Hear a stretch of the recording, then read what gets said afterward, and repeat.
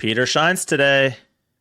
Yeah, it's my day. It's my day. It's ad blocking day. So we're going to talk about the conspiracy of Google targeting ad blockers to destroy all humanity. It's two Google stories in a row, actually. God, one of them we That's didn't right. talk as favorably about them, though. So yeah, That's hey, it's true. a big corporation, so there's good and bad bits. Yep. Yeah, fun story. Like and subscribe for more stuff about ad blockers from your man in the field. That's me, by the way. Yep. And Live breaking news. let's get into it. Steal my bit, punk.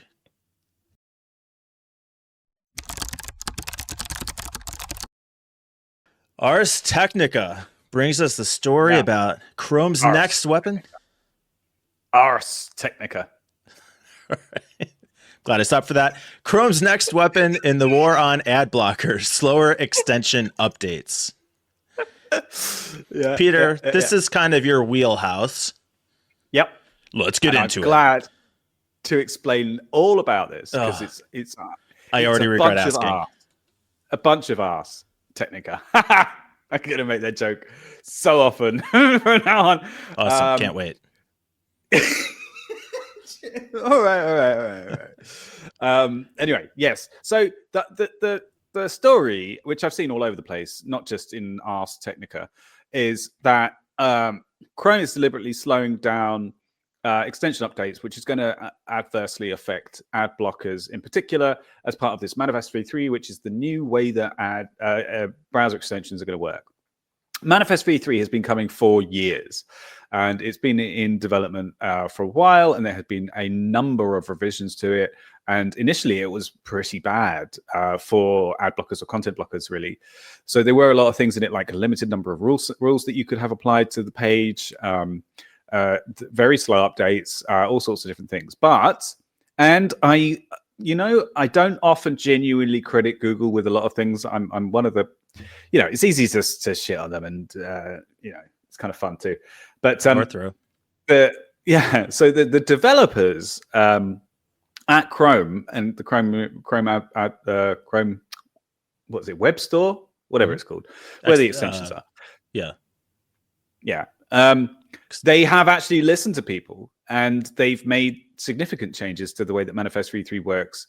So I do this thing every year called the Ad Filtering Dev Summit, which is a sort of conference put on by a company called IO, and this year also AdGuard in Amsterdam. And I go every year, and I speak most years, and they also join every year. So the Firefox team and the Chrome team join, and they talk about things like Manifest v3 and CSS start updates and stuff like that.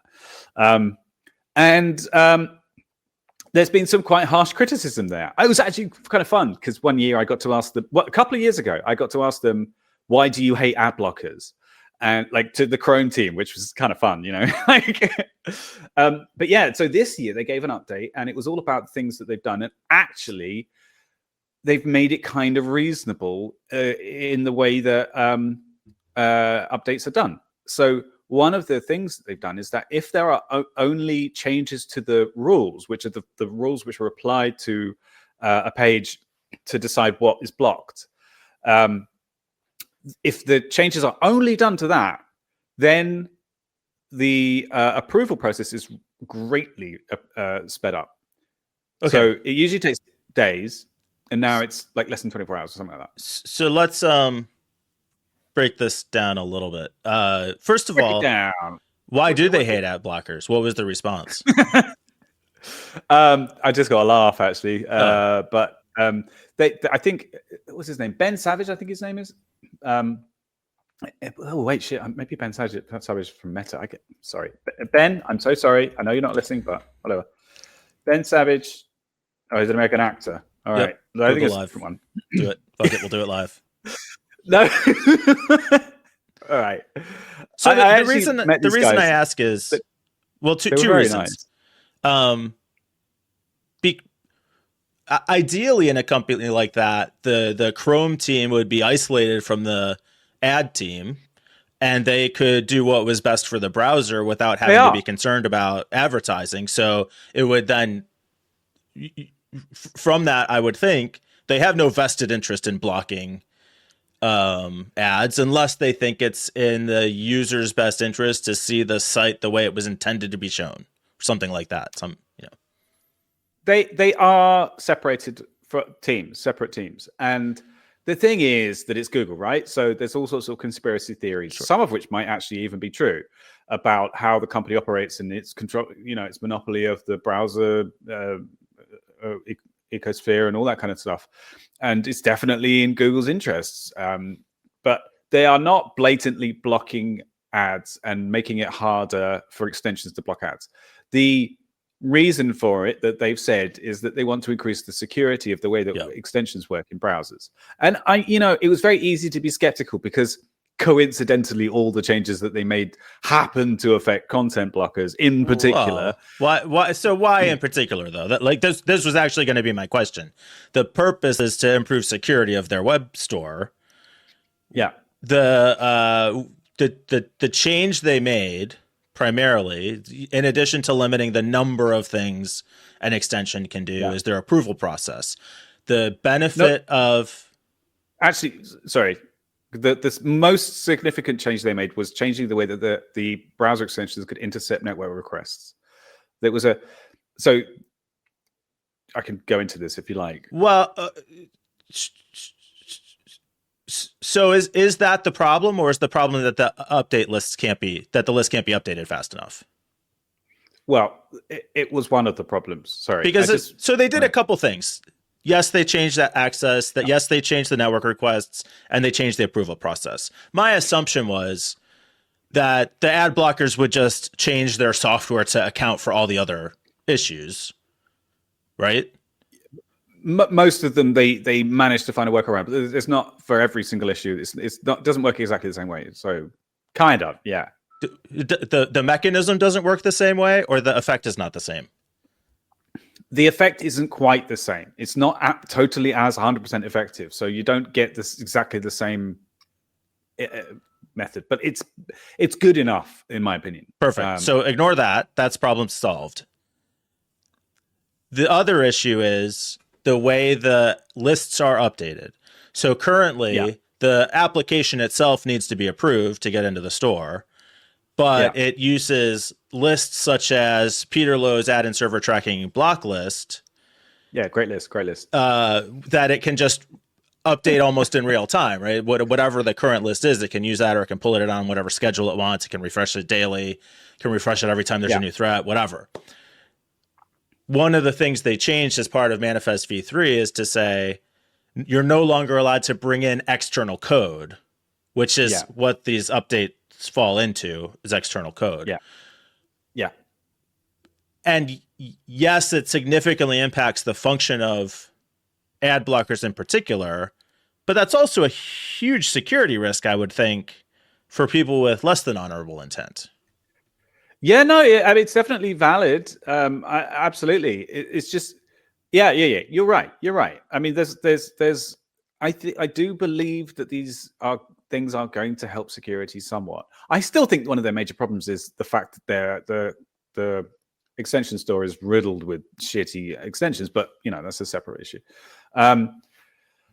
Yes, it's just when you look, okay, hey, we're Google. We're going to change the way that extensions works in the name of security. And it just so happens that the three major things that they're doing happen to almost target content blockers. It feels very fishy. It feels very, it's easy to be skeptical about it. But in their defense, they did go listen to feedback and change things. It took them 2 years, but they have fixed it. So to be fair, ad blockers are the ones doing things that are the most invasive in a way.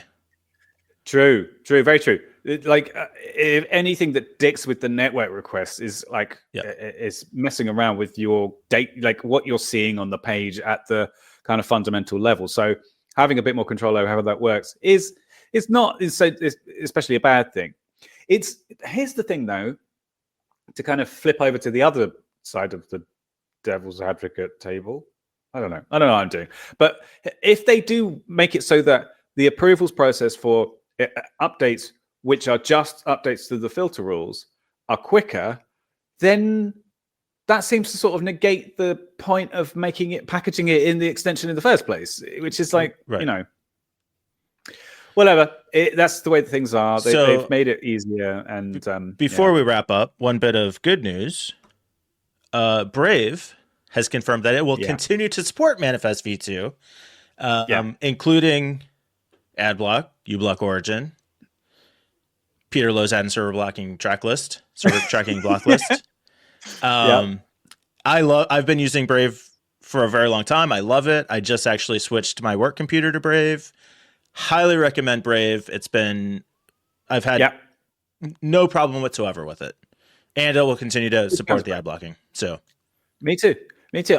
Brave only really kind of brings enhancements to Chrome, as far as I can tell, including a lot of other stuff that isn't on here. But its commitment to privacy is laudable, for sure.